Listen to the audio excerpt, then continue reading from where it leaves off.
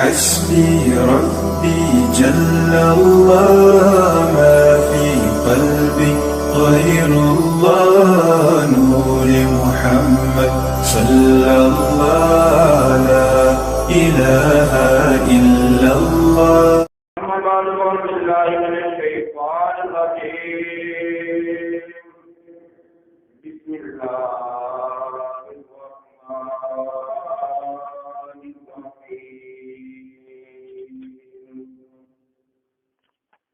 وما أرسلنا من رسول إلا ليطاع بإذن الله ولو أنهم إذ ظلموا أنفسهم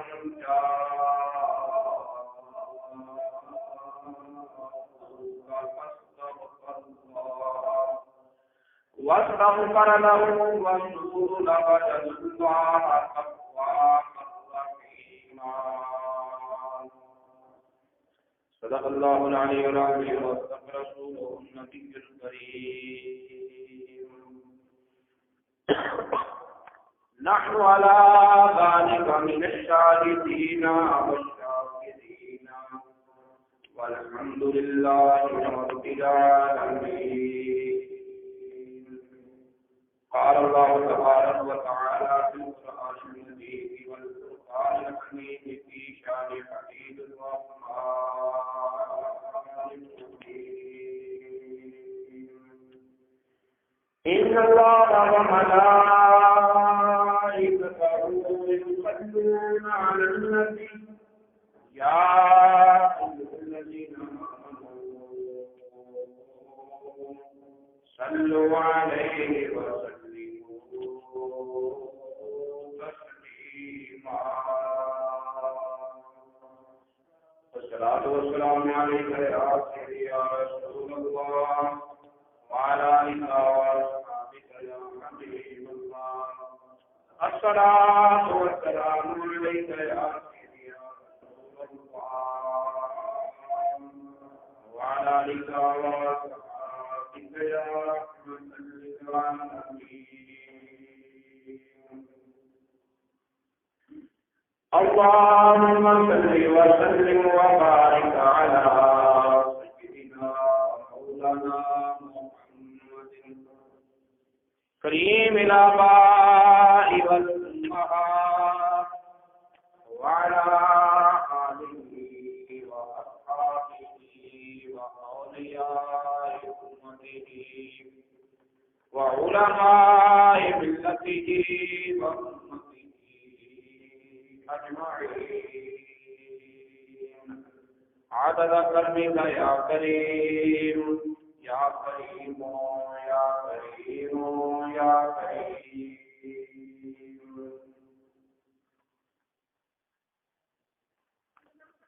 وہ سہیلا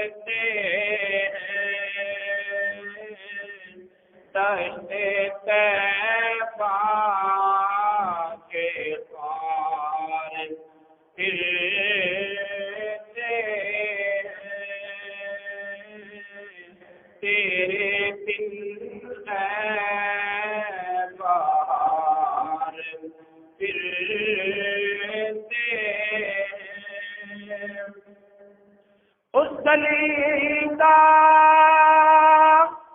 گدا ہوں میں جس میں، اس گلی کا گدا ہوں میں جس میں مانگتے تاج دار ملتے ہیں، مانگتے تاج دار ملتے ہیں، تیرے دل ہے بہار ملتے ہیں، جو تیرے در سے یار پھرتے ہیں، جو تیرے در سے یار پھرتے ہیں، در بدر یوں ہی خار ملتے ہیں، در بدر یوں ہی خار ملتے ہیں، تیرے دل ہے بہار ملتے ہیں، کوئی کیوں پوچھے میری بات رضا، کوئی کیوں پوچھے میری بات رضا، مجھ سے کتے ہزار ملتے ہیں، تیرے دل ہے بہار ملتے ہیں، وہ توے لال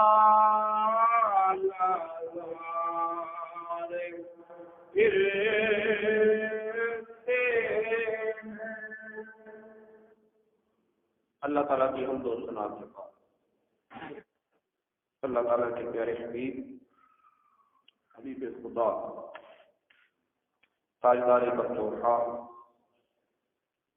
قبلہ کونین سرکار دو عالم نور مجسم حبیب کبریا احمد مصطفیٰ محمد مصطفیٰ صلی اللہ تعالی علیہ وآلہ وسلم کی پاک بارگاہ بسم میں ہدیت و دوسرام پیش کرنے کے بعد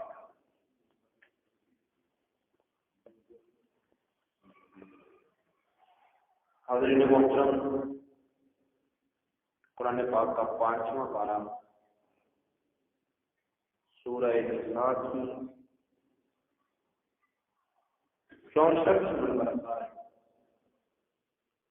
اللہ رب العزت نے ارشاد فرمایا وَمَا أَرْسَلْنَا بِرَسُولٍ إِلَّا لِيُطَاعَ بِإِذْنِ اللَّهِ، اور ہم نے کوئی رسول نہ بھیجا مگر اس لیے کہ اس کے حکم کی اطاعت کی جائے۔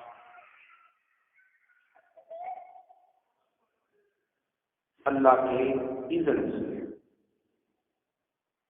جو رسول بھی بھیجا تو اللہ رب العزت کی منشا یہ تھی کہ میرے بھیجے ہوئے رسول کا حکم مانا جائے، میرے بھیجے ہوئے رسول کی اطاعت کی جائے، میرے بھیجے ہوئے رسول کی فرما برداری کی جائے۔ اس آیت کریمہ میں جو غور طلب بات ہے جس کی طرف خوب غور کرنے کی ضرورت ہے، وہ یہ ہے کہ اللہ رب العزت نے یہاں فعل مضارع کو بصیغہ مجہول ذکر کیا ہے، لیطاع، تاکہ اطاعت کی جائے، اطاع یطیع اطاعتاً، فعل معروف نے ذکر کیا، حالانکہ اطاعت رسول کے لیے قرآن پاک کے دیگر مقامات پر فعل معروف ذکر کیا گیا ہے۔ مثلا کسی صورت میں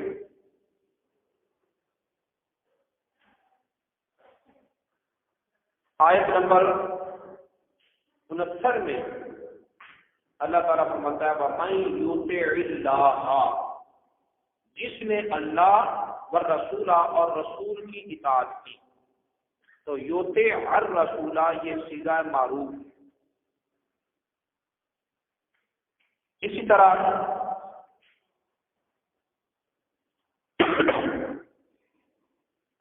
اور دیگر مقامات پر بھی صیغہ معروف ذکر کیا گیا، لیکن یہاں اللہ رب العزت نے بالخصوص اور بالاہتمام صیغہ مجہول کا ذکر کیا، یطاع۔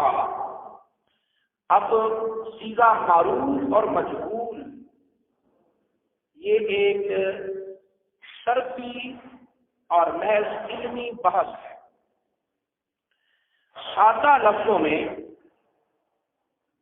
صیغہ معروف و مجہول کا فرق آپ لوگوں کے ذہن میں بٹھا دو، تاکہ آیت کریمہ کے اس مقام سے حاصل ہونے والی روشنی اچھے انداز میں ہمارے دلوں تک پہنچے۔ جب صیغہ معروف ہوتا ہے تو وہاں فاعل متعین ہوتا ہے، فاعل کام کرنے والا جس کی طرف فعل کی نسبت ہے وہ متعین ہوتا ہے، مقرر ہوتا ہے، خاص ہوتا ہے۔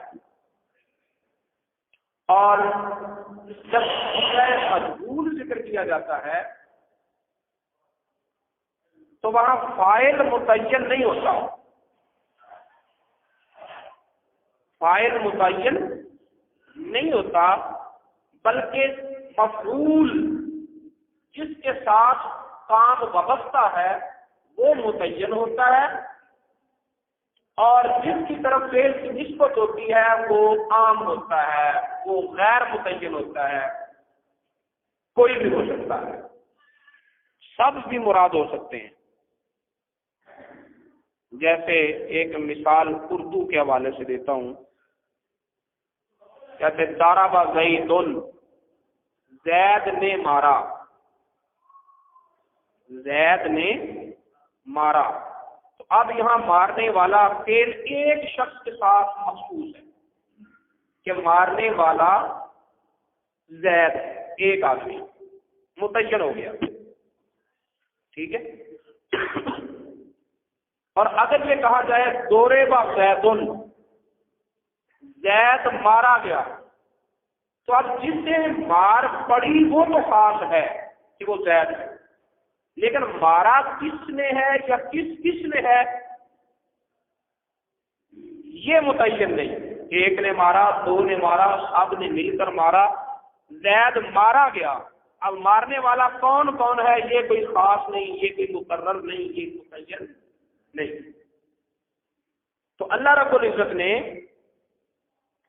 جب رسولوں کی بعثت کا منشا اور مقصد بیان کیا تو یہ نہیں کہا کہ ہم نے رسول اس لیے بھیجے تاکہ انسان ان کی اطاعت کرے، بصیغہ معروف نہیں ذکر کیا،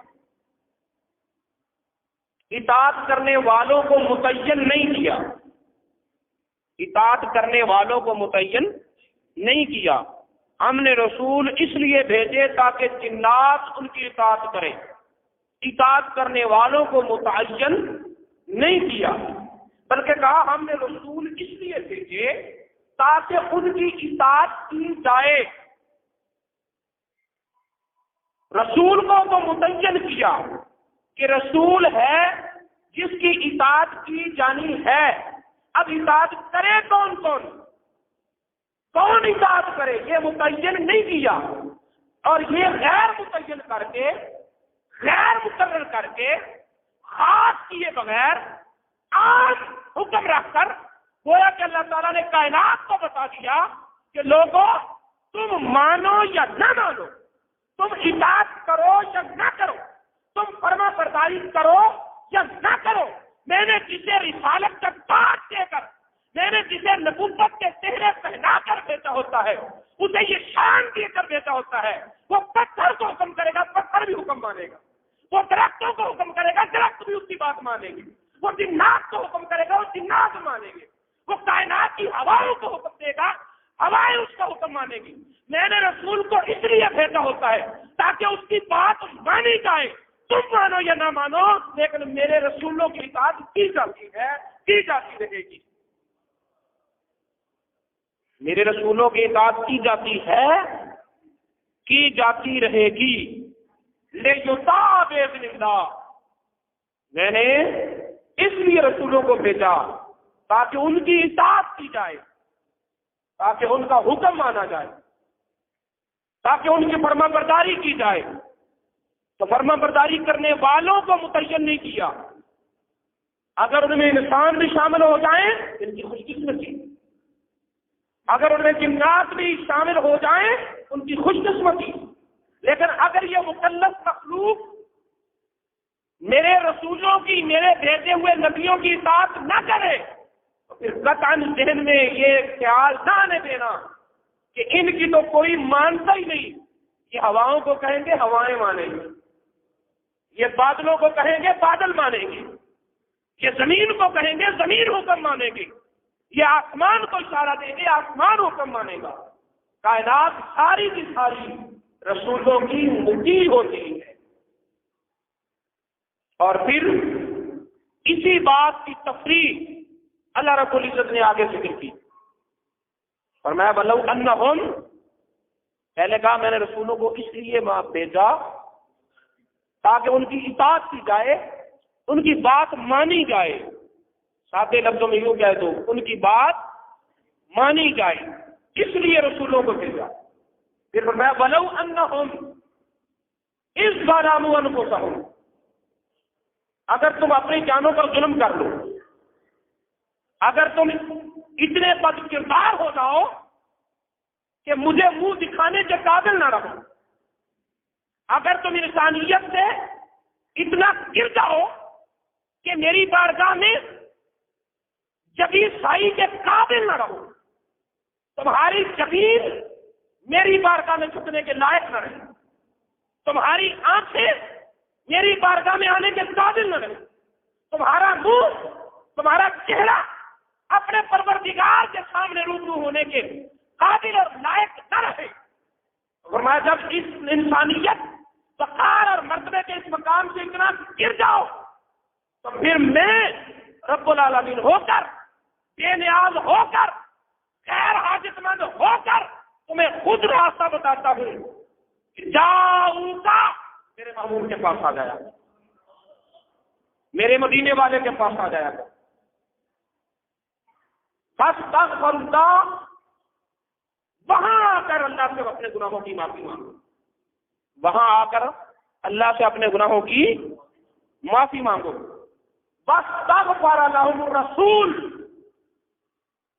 پھر تمہارا آنا کافی نہیں، تمہارا معافی مانگنا کافی نہیں، اگر تمہاری یہ ساری کوششیں، اگر تمہاری یہ ساری قربانیاں، اگر تمہاری یہ ساری کاوشیں میرے محبوب کو پسند آ جائیں، میرے مدینے والے چاند کو پا جائیں اور اس کے دل میں تمہارے لیے رحمت اور شفقت کے جذبات پیدا ہو جائیں، فاستغفر لهم الرسول، اور وہ تمہارے لیے اپنی زبان کھول دے، وہ تمہارے لیے اپنے ہاتھوں کو اٹھا دے، وہ تمہارے لیے اپنی آنکھوں کو بہا دے، اگر وہ تمہارے لیے میری بارگاہ میں عرض کر دے لوجد اللہ توابا رحیما، تو پھر یقیناً تم اپنے رب کو توبہ قبول کرنے والا اور رحمتوں کی برسات کرنے والا یقیناً پاؤ گے۔ آیت کریمہ کے دو حصے ہیں، ایک حصے میں کہا لوگوں میں نے رسول اس لیے بھیجے تاکہ ان کی بات مانی جائے، پھر کہا کہ اگر جانوں پر ظلم کر لو تو آؤ میرے محبوب کے پاس، کتنے بھی بڑے بڑے تمہارے گناہ ہیں، اگر میرا محبوب کہہ دے گا تو میں تمہیں بخش دوں گا۔ کیوں؟ اس لیے کہ رسول اسی لیے بھیجا جاتا ہے تاکہ اس کی بات مانی جائے، تاکہ اس کی بات مانی جائے۔ تو میں رب ہو کر، میں خالق کائنات ہو کر، میں پروردگار عالم ہو کر، میں مقصود کائنات ہو کر، میں معبود انبیاء و رسل ہو کر جب رسولوں کی بات نہیں ڈالتا، وہ جو کہتے میں مان لیتا ہوں، تو تم بندے ہو کر رسولوں کی بات کیوں نہ ڈالتے؟ تم بندے ہو کر رسولوں کی نافرمانی کیوں کرتے ہو؟ تم حاجت مند اور ضرورت مند ہو کر رسولوں کی نافرمانی کیوں کرتے ہو؟ مجھے کسی کی ضرورت نہیں، پھر بھی میں اپنے محبوب کی بات مانتا ہوں۔ تمہیں تو ان کی سفارش کی ہر دم ضرورت ہے، تمہیں تو ان کی سفارش کی ضرورت ہے، تمہاری تو انجام اور آخرت کے سارے فیصلے ہی اس محبوب کے اشارے پر ہونے ہیں۔ تم کیوں نہیں اطاعت کرتے ہو؟ تم کیوں نہیں بات مانتے ہو؟ تم کیوں نہیں فرما برداری کرتے ہو؟ اور میں ولو انہم، یہ گناہ گار لوگ، اپنی جانوں پر ظلم کرنے والے لوگ، محبوب تیرے پاس آ جائیں۔ اس آیت کریمہ کو بھی سامنے رکھو، اور اسی سورہ نساء کی آیت نمبر 97 میں ایک منظر پیش کیا گیا ہے۔ نبی پاک صلی اللہ علیہ وسلم نے شہر مکہ کو چھوڑ دیا، شہر مکہ کو چھوڑ دیا، ہجرت فرما کر مدینہ چلے، تو اللہ رب العزت نے حکم فرما دیا کہ جب تک میرے محبوب کے مکہ چھوڑنے پر کلمہ پڑھنے والوں تو مکہ چھوڑو گے نہیں، تب تک میں تمہارا کلمہ بھی قبول نہیں کروں۔ یا اللہ، وہ مکہ جہاں تیرا گھر ہے، وہ مکہ جہاں ملتزم ہے، رکن یمانی ہے، حجر اسود ہے، جہاں بیر زمزم ہے، جہاں مطاف ہے، جہاں مسعی ہے، جہاں صفا اور مروہ ہے، جہاں پر تیری نشانیاں ہیں، تیرا اپنا گھر ہے۔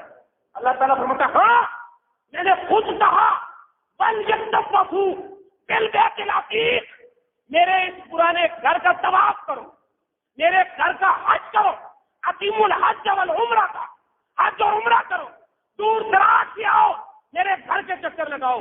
یہ حکم تھا، یہ حکم ہے، یہ حکم رہے گا، لیکن یہ حکم اتنے مدت کے لیے منسوخ کر دیا جاتا ہے جتنی مدت تک میرا مدینے والا لوٹ کر اس شہر میں نہیں آتا۔ اب دور سے شہر مکہ میں آنا تو کچھا، شہر مکہ میں رہنے والا بھی اگر کلمہ پڑھے گا تو اس کا کلمہ تب قبول کیا جائے گا جب وہ مکے کو چھوڑ کر مدینے میں جائے گا۔ یا اللہ، کہاں مکے میں آنے کا حکم، کہاں مکے سے جانے کا حکم۔ فرمایا محبوب نے جو مکہ چھوڑ دیا ہے، جب تک وہ مکے میں نہیں آئے گا تب تک مسلمانوں کا مکے میں رہنا بھی مجھے گوارا نہیں۔ کچھ لوگ وہ تھے جنہوں نے حال کے مرض میں ہجرت کی، مدینہ میں نہ پہنچ سکے، راستے میں فوت ہو گئے، انہوں نے مر جانا گوارا کر لیا لیکن مکے میں رہنا گوارا نہ کیا۔ جہاں ایک نماز کا ثواب 1,00,000 نماز سے برابر ہے، اور میں تب تک کلمہ قبول نہیں جب تک تم اس مکے کو چھوڑو گے نہیں۔ محبوب نے چھوڑ دیا ہے، تم بھی چھوڑ جاؤ۔ کچھ لوگ وہ تھے جنہوں نے مکہ کو نہ چھوڑا، جائیدادوں زمینوں کو نہ چھوڑا۔ یہ بات ذہن میں رہے، منافق مدینہ میں ہوئے ہیں، مکے میں کوئی منافق نہیں ہوا۔ مکے میں کوئی منافق، بات سمجھ لیں، منافق وہ ہوتا ہے جو زبان سے کلمہ پڑھے اور اندر سے بغض رکھے۔ مکے کی سرزمین ایسی تھی کہ زبان سے کلمہ پڑھ سکتا ہی نہیں تھا، یہاں دو چیزیں، یا پکے کافر ہیں یا پکے مومن ہیں۔ منافق کا وجود نہیں تھا مکہ میں ہجرت سے پہلے، ہجرت سے پہلے کوئی منافق نہیں تھا، کیونکہ وہاں کلمہ پڑھنا اتنا کٹھن تھا کہ کوئی دکھلاوے کا پڑھ نہیں سکتا۔ کوئی سچے دل سے بھی کلمہ پڑھتا تھا تو بڑے جگرے والا پڑھتا تھا۔ عمر فاروق کا کام تھا جو مدینے مکے کا طواف کر کے سارے سرداروں کے سامنے کہا لو میں مسلمان ہوں۔ یہ عمر فاروق کا کام تھا۔ یہ حضرت بلال کا عشق تھا کہ مارے کھائیں اور کلمہ پڑھ کے سنایا، تماشا بنے لیکن کلمہ پڑھ کے سنایا۔ یہ حضرت یاسر کا کام تھا کہ جن کے ایک پاؤں کو ایک انگلی سے باندھ دیا گیا، دوسرے پاؤں کو دوسرے اونٹ سے باندھ دیا گیا، دونوں اونٹوں کو مخالف جہت بھگا دیا گیا، اور اس میں مقدس کو چیر کر دو ٹکڑے کر دیا گیا، پھر بھی زبان پر یہی تھا لا الہ الا اللہ۔ مکہ کی سرزمین ایسی تھی کہ وہاں کوئی دکھلاوے کا کلمہ پڑھ نہیں سکتا تھا۔ جس نے کلمہ پڑھا صدق دل سے پڑھا، صدق دل سے پڑھا، لیکن اللہ تعالیٰ فرماتے تیرے صدق دل کو تب تک قبول نہیں کروں گا جب تک تو اس مکے کو چھوڑ کر مدینہ میں نہیں جائے۔ جب محبوب مدینے میں چلا گیا تو مکے میں کیا لینے بیٹھا ہے؟ کچھ لوگ وہ تھے جنہوں نے مکے کو نہ چھوڑا، ان کی موت مکے میں ہوئی، اور نبی پاک صلی اللہ علیہ وسلم کے فتح مکہ فرمانے سے پہلے مکے میں رہتے ہوئے وہ فوت ہو گئے۔ جب وہ قبروں میں گئے تو ان کا اور فرشتوں کا جو تکرار ہوا، جو باتیں ہوئی، اللہ تعالیٰ نے قرآن میں نازل کی۔ یہ سورہ نساء کی آیت نمبر 97، فرمایا ان الذین توفاہم الملائکۃ ظالمی انفسہم، وہ لوگ جن کو فرشتوں نے جن کی روح اس حال میں قبض کی کہ وہ اپنی جانوں پر ظلم کرنے والے تھے، وہ اپنی جانوں پر ظلم کرنے والے تھے، سارے مکے کی فضا سے ٹکر لینے والے، اپنوں کو چھوڑ کر دوستوں سے دشمنی مول لینے والے۔ کلمہ پڑھنا مکے کی فضا میں آسان نہیں تھا۔ ان کے بارے میں فرماتا ہے رب کہ یہ اپنی جانوں پر ظلم کرنے والے۔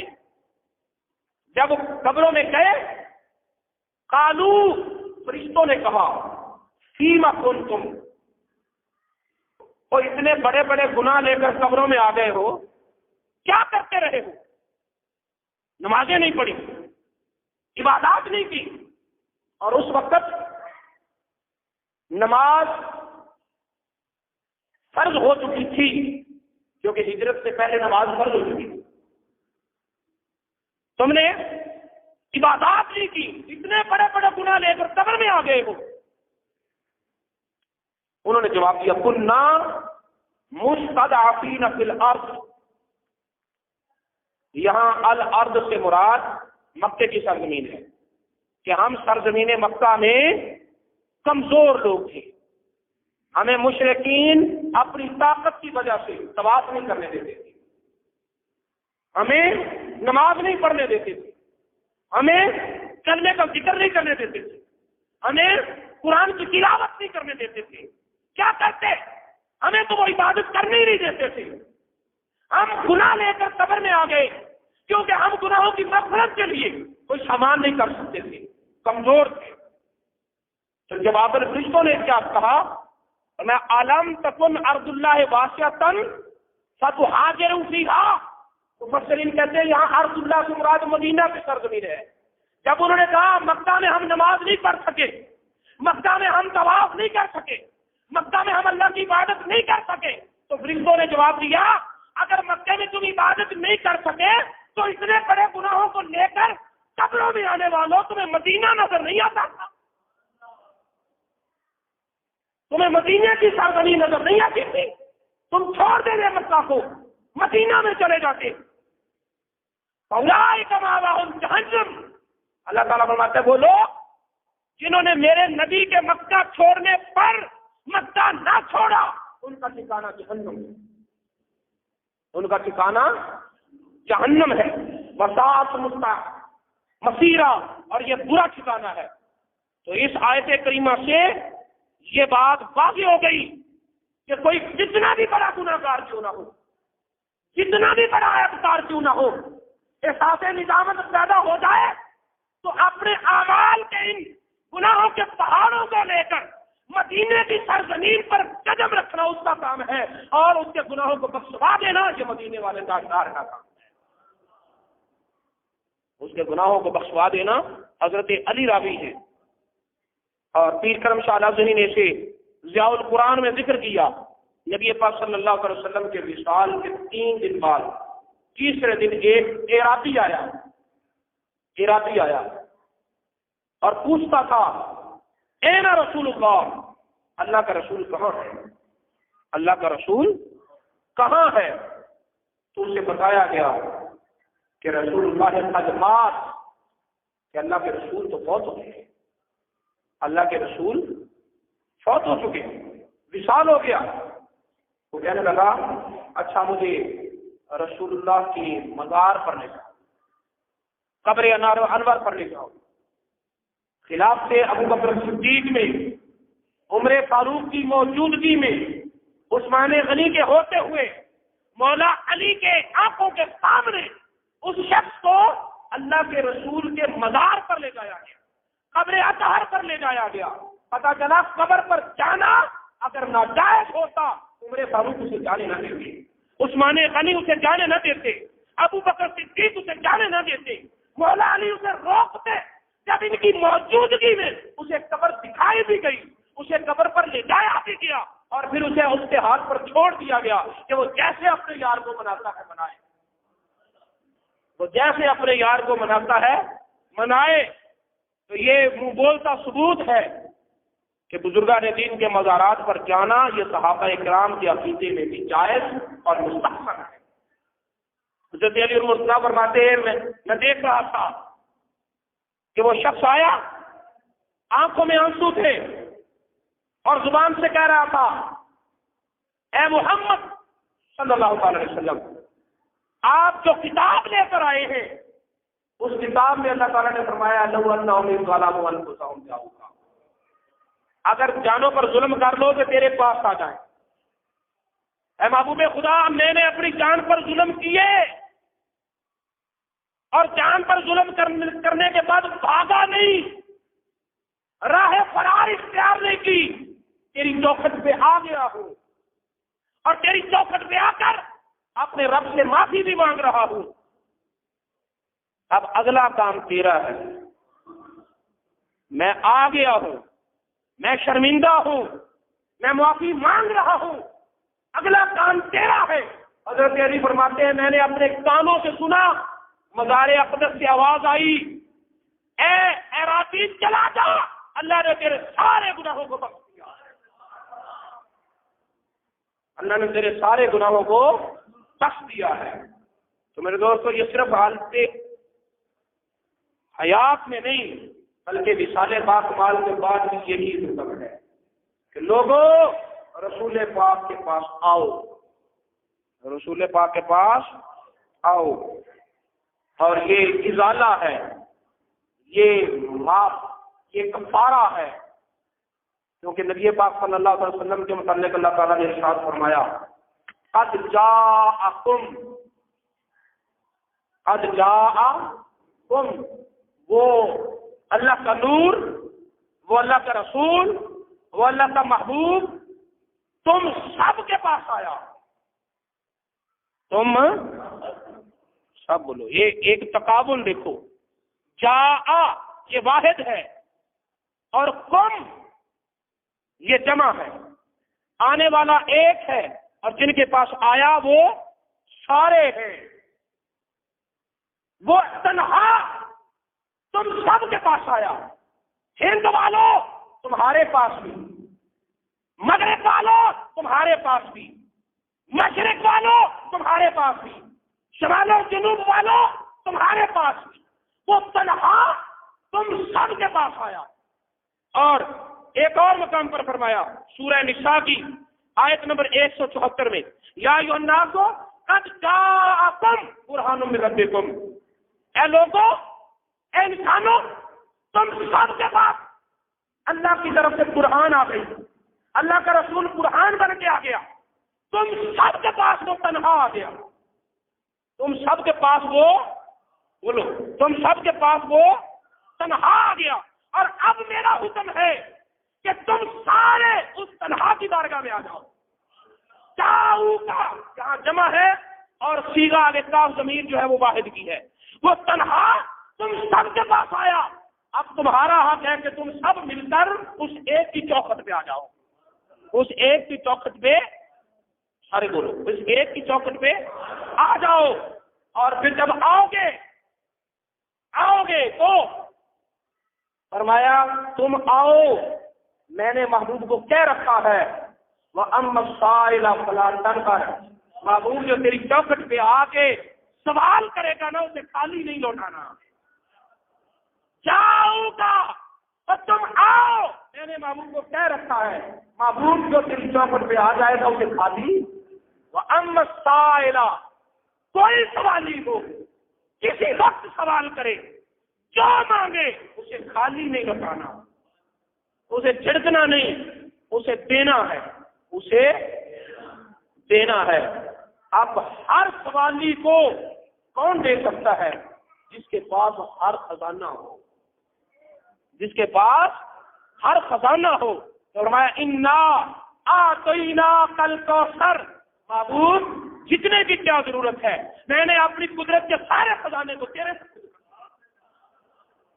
کثرتیں تجھے دے دی ہے، کوثر کا مالک تجھے کر دیا ہے۔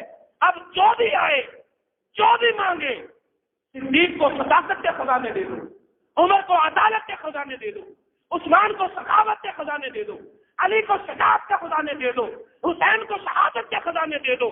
جو بھی آتا جائے گا اسے خالی نہیں لگانا، مانگتا جائے تم دیتے جاؤ، مانگتا جائے تم دیتے جاؤ۔ یہ تو اب مانگنے والے کی مرضی ہے نا کہ وہ کیا مانگتا ہے۔ ایک بزرگ فرماتے ہیں میں مدینہ منورہ میں حاضر ہوا، 3 دن تک وہاں رہا، نان و نفقہ ختم ہو گیا، ذات راہ ختم ہو گیا، کچھ نہیں تھا میرے پاس، 3 دن کا بھوکا تھا، شہر مدینہ میں بھوکا پھر رہا تھا، تو دل میں خیال آیا کہ روضہ رسول پہ روضہ رسول پہ آیا اور عرض کی یا رسول اللہ آج رات میں آپ کا مہمان ہوں، آج رات میں آپ کا مہمان ہوں، بھوک لگی ہے کھانا کھلا دو۔ کہتے یہ کہا روضہ رسول پر مجھے نیند آ گئی، مجھے بولو تو صحیح۔ اب یہاں سے دیکھو 3 دن کا جو بھوکا ہو اسے نیند آتی۔ آج صبح ناشتہ کیا ہے، ابھی اگر کھانا نہیں کھایا تو نہ کھائیے گا، شام کا کھانا بھی نہیں کھائے گا، ٹھیک ہے؟ 1 دن کا فاقہ کر لو اور پھر دیکھنا کہ رات سو کے گزارتے ہو یا جاگ کے گزارتے ہو۔ بھوک لگی ہو تو بھوکے آدمی کو نیند، بولو نا۔ اس سے یہ اندازہ لگا لو کہ جب گرمیوں کے روزے ہوں، شام کو افطاری نہ کی ہو تو رات کو نیند آ جاتی ہے۔ 1 دن کا بھوکا ہو نیند نہیں آتی، وہ تو 3 دن کا بھوکا تھا، اسے نیند کیسے آتی؟ وہ 3 دن کا بھوکا تھا، کیسے سو گیا؟ اس سے یہ پتا چلتا ہے کہ روضہ رسول پر سکون ہی اتنا ہے، روضہ رسول پر چین ہی ایسا ہے، روضہ رسول پر اطمینان اور قرار ہی ایسا ہے کہ دکھ درد مصیبتیں سب بھول جاتی ہیں اور وہاں تسکین اور راحتیں میسر ہو جاتی ہیں۔ خواب میں میرے آقا نے مجھے 1 روٹی عنایت فرمائی، خواب میں مجھے 1 روٹی اور اس پر حلوہ رکھا ہوا تھا، میں نے خواب میں کھانا شروع کر دیا، آدھی روٹی کھا لی تو میری آنکھ کھلی۔ اب آپ خواب میں کوئی چیز کھا رہے ہو، آنکھ کھل جائے تو اسے کھاتے رہتے ہیں یا منظر غائب ہو جاتا ہے؟ بولو نا، اس کا ذائقہ منہ میں رہتا ہے یا ختم ہو جاتا ہے؟ نہ ذائقہ منہ میں رہتا ہے اور نہ ہی وہ چیز آنکھوں میں رہتی ہے۔ لیکن یہ عام دنیا کے کنارے نہیں تھے، یہ تو روضہ رسول کا منظر تھا۔ خواب میں مجھے روٹی عطا ہوئی، میں خواب میں کھا رہا تھا، آدھی کھا لی، آدھی کھاتے ہوئے آنکھ کھلی تو میں نے دیکھا بات کی آدھی میرے ہاتھ میں تھی۔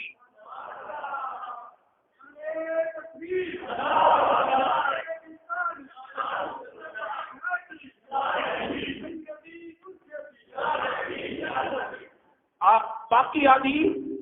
اب اس کی مرضی کہ اس نے مانگی روٹی تھی، اس کی مرضی، اس نے مانگی روٹی تھی. جیسے کئی دوست ہے کہتے ہیں یار وہاں جا کر بروسٹ کی نیت کرے بروسٹ مل جاتا ہے، وہاں پر جا کر اگر سموسے کے رائتا کرے سموسے مل جاتے ہیں. اتنی بڑی بارگاہ ہو اور وہاں پر بروسٹ اور سموسے مانگے جائیں، انڈے اور روٹی اور پراٹھوں کا طلب کیا جائے. اور اگر اس بارگاہ میں جاؤ تو خواجہ خواجگاہ والی ہندوستان سلطان الجہاں حضرت خواجہ معین الدین چشتی اجمیری رحمۃ اللہ علیہ کا نمونہ بن کے کھاؤ، جو حاضر بارگاہ ہوئے، گلے میں پٹکا ہے، ہاتھ جوڑ کر کہہ رہے ہیں یا رسول اللہ ہے انی غریب مفلس جئت علی بابک یا رسول اللہ فاتنی قطرۃ من صحابک جودک یا رسول اللہ. یا رسول اللہ غریب ہوں، حاجت مند ہوں، مفلس ہوں، خالی دامن ہوں اور فقیر منشا بن کر آیا ہوں، آپ کی جود و سخا کے بادل برس رہے ہیں، ایک قطرہ مجھ غریب کو بھی عطا کر دو. آپ کی جود و عطا کے بادل برس رہے ہیں، صحابہ جود و عطا جاری ہے، ایک قطرہ عطا فرما دو، ایک قطرہ دے دو. تو وہ ایک قطرہ میرے رسول نے دیا، صدیاں ہو گئی ہیں، ہندوستان سارا کھا رہا ہے، قطرہ ہی نہیں ختم ہوتا. صدیاں ہو گئی ہیں اور ہندوستان سارے کا سارا، پاکستان بھی اور انڈیا بھی، اپنے بھی، بیگانے بھی، ماننے والے بھی، انکاری بھی، سارے کے سارے کھا رہے ہیں. اور رسول پاک کا دیا ہوا وہ ایک قطرہ آج تک چوں کا چوں باقی ہے. کہا اے معین الدین تو آیا ہے نا غریب بن کر، تو جائے گا غریب نواز بن کر، جائے گا غریب نواز بن کر. تو کہتا ہے میں بھوکا اور مفلس ہوں تو تجھے ایسا بنا کر بھیجوں گا کہ بھوکے اور مفلس آ کر تیرے دامن سے اپنا دامن کھڑا کریں گے، تیرے در سے اپنا. اللہ رب العزت کی بارگاہ میں یہ دعا کرتے ہیں کہ اللہ رب العزت ہم سب کو روضہ رسول کی بار بار با ادب حاضری نصیب فرمائے. اور اللہ تعالیٰ نے کرم فرمایا انشاءاللہ العزیز پیر شریف کو آپ لوگوں کا قاصد بن کر، نمائندہ بن کر اور اس علاقے کی آرزویں اور التجائیں لے کر یہی عرض کروں گا کہ یا رسول اللہ آپ کی نوکر، آپ کی امت کا قاصد بن کے آپ کے پاس آیا. آپ سب دعا کیجیے گا کہ اللہ رب العزت مجھے با ادب حاضری نصیب فرمائے. اور کیا ہی اچھا وہ مہربان دوست ہو جو یہ دعا کرے کہ اگر وہیں رکھ لے تو اس سے بڑا انعام ہو. ٹھیک ہے زندگی کے اپنے معاملات سارے ہوتے ہیں، دل سے یہ التجا اور خواہش کر رہا ہوں آپ بھی دعا کریں، سارے دعا کریں کہ اگر مدینے والا اپنے قدموں میں جگہ دے دی تو اس سے بڑی نہ دنیا میں کوئی سعادت ہے نہ آخرت میں کوئی سعادت ہے. حسبي ربي جل الله ما في قلبي غير الله